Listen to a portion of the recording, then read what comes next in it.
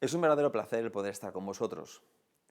Cuando hace unos meses Jonathan me invitó a compartir un mensaje con vosotros por estas fechas, como siempre me hizo una especial ilusión, porque es una oportunidad de hacer un mensaje diferente a lo que hago tradicionalmente en mi congregación. Y hace unos días que hay un tema que me está rondando por la cabeza y del que siento que debo hablar. Y para hacerlo me gustaría que nos acercáramos a un texto que hoy creo es más necesario que nunca. Es necesario por las circunstancias que estamos viviendo, y no solamente, aunque también, porque estamos en Navidad.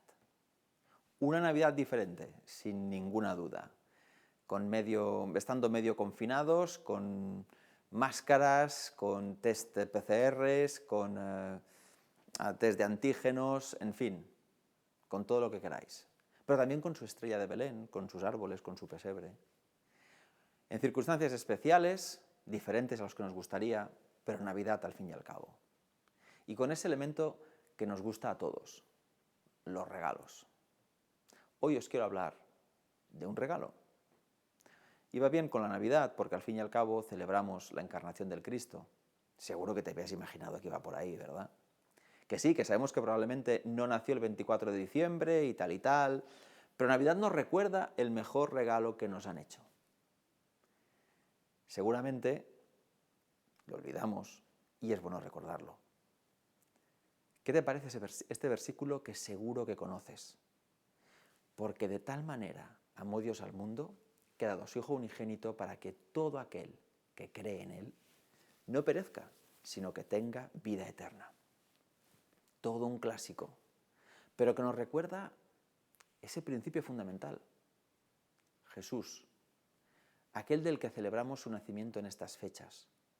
Dios hecho hombre es no un regalo, el regalo.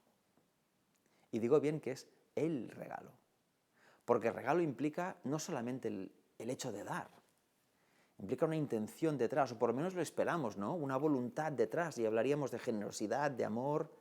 Fíjate en lo que nos dirá Pablo en una de sus cartas. Ya conocéis la gracia de nuestro Señor Jesucristo, que por amor a vosotros se hizo pobre, siendo rico, para que vosotros fueseis enriquecidos con su pobreza. La encarnación del Cristo se hace por amor a nosotros, a cada uno de nosotros. No es solamente una manera de responder al problema del mal y el pecado, que ya es extraordinario en sí. Es que en ocasiones corremos el riesgo de perdernos en una visión distante, algo fría, que deja de lado la razón, el motor, la intención detrás de todo el proyecto que cristaliza en la cruz. Y es su amor por nosotros. Y tiene un punto de partida que recordamos en estas fechas. Por esto Pablo nos va a decir estas palabras: gracias a Dios por su don inefable. Gracias por su maravilloso regalo, una manera de decirlo así. Porque desde el Jesús del pesebre, el Jesús de los Reyes Magos, al que culmina su ministerio en la cruz, el que murió, resucitó y ascendió a los cielos, de uno al otro, ese Jesús que es nuestro mayor regalo, todo eso está hecho por amor a cada uno de nosotros. Yo espero que este año tengas los regalos que tengas que te permitan decir gracias con la boca y el corazón lleno. Pero quiero recordarte que el mayor regalo ya nos lo han hecho. Y siento que es necesario hablar de este regalo. Necesario no solamente por el hecho de que es el regalo, no solamente porque estamos en Navidad, sino porque este regalo que significa el Cristo aporta un elemento diferente a nuestra existencia. Hay un pasaje que encuentro extraordinario al hablar de este don inefable, este regalo maravilloso que es Jesús en nuestras vidas. Un día, los líderes religiosos de Israel van a preguntar a Jesús una pregunta muy simple. ¿Tú quién eres? Sencillo, ¿verdad? Los líderes no llegaban a ver al Cristo por lo que era, un regalo de consecuencias maravillosas y a la vez incómodas para el funcionamiento que habían tenido hasta ese día. Y es que con el Cristo las cosas podían cambiar y las cosas iban a cambiar. ya no serían como habían sido hasta ese día. Jesús, como tú y yo sabemos, representa un cambio a mejor, un cambio dejando atrás tradiciones y costumbres, formas de hacer del pasado. En la discusión que va a seguir, a partir de esa pregunta, en un momento Jesús se va a dirigir a los judíos que le siguen, a aquellos que creen en él, y les va a decir estas palabras. Si vosotros permanecéis en mi palabra, seréis verdaderamente mis discípulos, y conoceréis la verdad, y la verdad os hará libres. Quizás es un texto que ya habías oído en más de una ocasión, pero creo que este pasaje encarna el corazón del cristianismo, de lo que significa seguir a Jesús, de lo que significa Jesús como regalo en nuestras vidas, como el regalo de nuestras vidas. Algo que, como te decía, hoy es necesario de recordar no solamente porque es Navidad, sino por lo que estamos viviendo. En este pasaje hay 4 elementos que destacan, que llaman la atención. Si permanecemos en su palabra, seremos verdaderamente sus discípulos, conoceremos la verdad y seremos libres. Así que dame unos minutos, unos breves minutos para mirar juntos este texto. Y verás que tiene una aplicación para muchas facetas de nuestra vida y creo que para un elemento en concreto actualmente. El primer elemento es permanecer en su palabra, continuar en las enseñanzas que Él nos dio, mantener una relación estrecha con Él. El mismo Evangelio de Juan, en el capítulo 15, nos va a utilizar una imagen para hablar de esta relación de permanecer en Él muy bonita, la imagen de la vid y los pámpanos, para hablar de esta relación a guardar, a mantener, una relación íntima y personal con Cristo. En estas fiestas celebramos que gracias a Jesús no dependemos de nada ni de nadie para permanecer en sus palabras, en sus enseñanzas, para permanecer en Él. Si permanecemos en su palabra, seremos sus verdaderos discípulos. Juan, en el capítulo 13 de su Evangelio, va a vincular estrechamente el hecho de ser verdaderos discípulos a la relación que establecemos con nuestro prójimo. Y de esto hablamos un poco la última vez que tuve la oportunidad de dirigirme a vosotros. Lo que significa amarnos los unos a los otros. Como señal, dirá Jesús, citado por Juan, de ser sus verdaderos discípulos. Sigue el camino que Mateo, Marcos y Lucas formulan de una manera conocida. Un texto que ya habéis escuchado en más de una ocasión, ese que nos habla de amar al Señor con todo nuestro corazón, con toda nuestra alma, con toda nuestra mente, y amar a nuestro prójimo como a nosotros mismos. En estas fiestas celebramos que, inspirados en el Cristo, abrimos nuestras vidas a la acción divina para restaurar la imagen de Dios en nuestra vida, para que nuestro testimonio sea un reflejo a la sociedad en la que estamos, de lo que Dios puede significar en ellos por lo que es ya en nosotros. Si permanecemos en su palabra, seremos sus verdaderos discípulos y conoceremos la verdad. Conoceremos la verdad no solamente continuar en las enseñanzas que Él nos dio, sino vivirlas. Y creo firmemente que hoy tenemos más necesidad que nunca de recordar esto. Porque conocer la verdad es mucho más que saber de, o hablar de, o hasta enseñar de. Conocer la verdad me habla de ser como Él, vivir lo que sé acerca de Jesús. Conocer la verdad es no quedarse en el vídeo que estamos compartiendo ahora, no quedarse en el banco de una iglesia, no, es salir después y vivir plenamente lo que sé de Cristo o lo que he aprendido de Cristo. Estas fiestas celebramos que Jesús fue y es más que saber, es vivir. Por eso nos va a hablar Juan en el capítulo 14 de Jesús como verdad viva, una verdad en acción, una verdad dinámica. Dios mismo hecho hombre, nacido en Belén, es una realidad viva para cada uno de nosotros aún hoy y nos invita a serlo a nosotros también.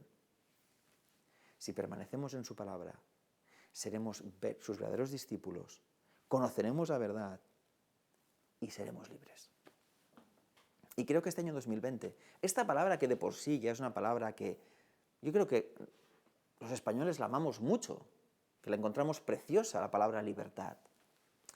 Creo que este año 2020 aún le ha dado más valor o más brillo a esta palabra. Y si hablo de libertad o ser libres, permíteme que vaya más allá de la libertad que nos gustaría tener frente a las restricciones de movilidad que vivimos actualmente.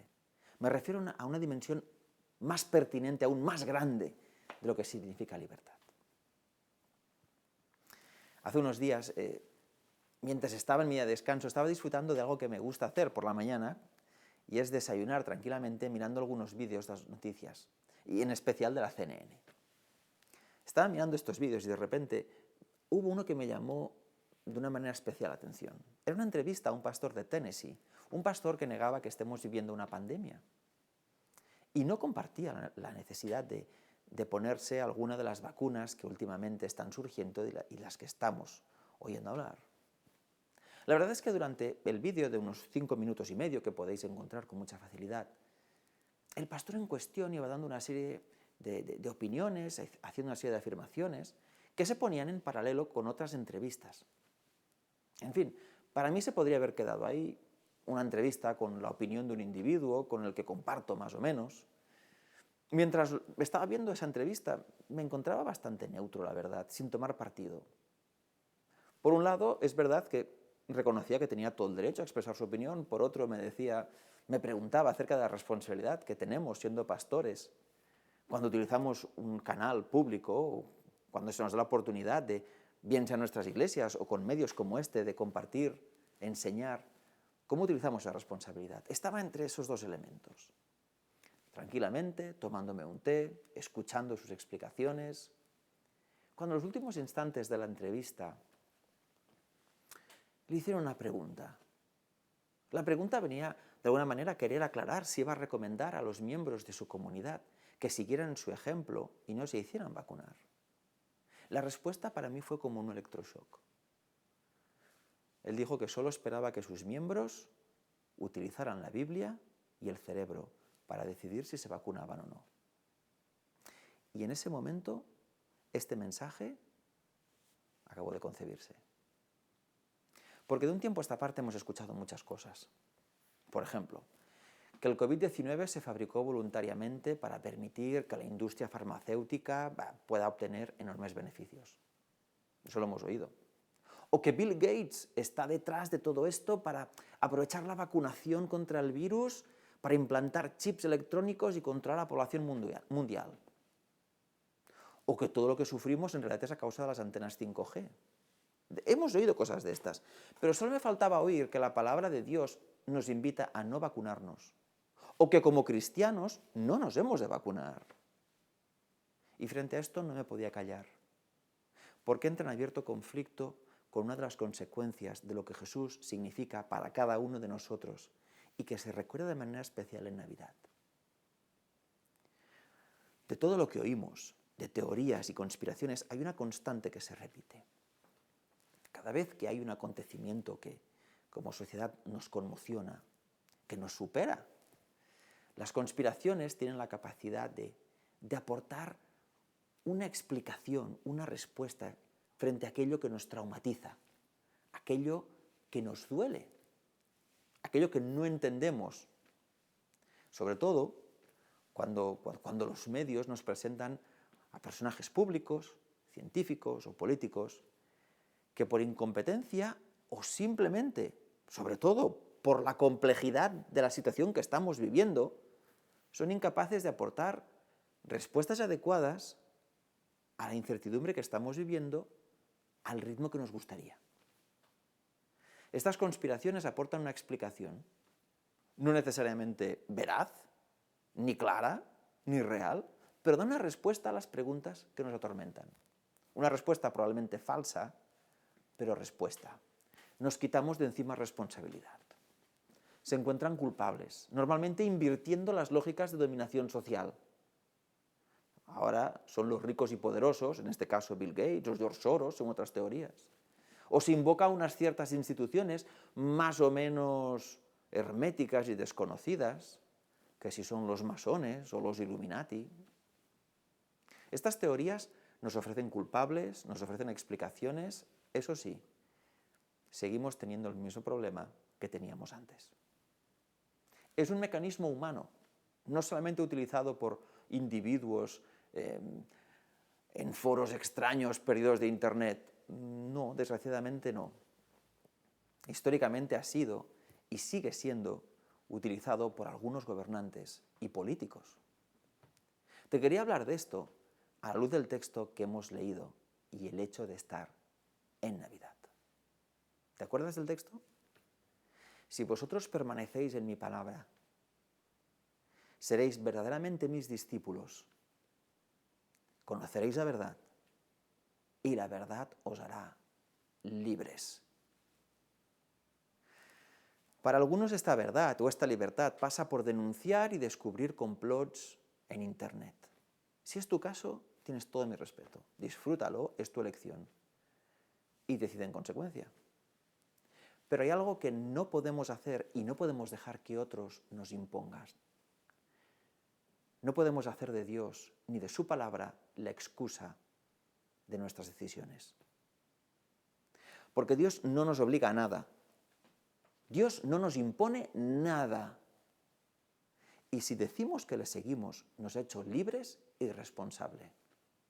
Así que decide libremente, es lo que eres. Un hombre, una mujer libre. Decide de lo que sea, pero decide porque eres libre. Dios nos invita a ser libres, hasta de Él mismo, porque Él ya no es una excusa. Decides por ti mismo, siendo tú el responsable final de tus decisiones. Estas fiestas celebramos que Jesús es Dios hecho hombre. Dios se hizo hombre con todo lo que esto significaba. Pequeño, vulnerable, frágil.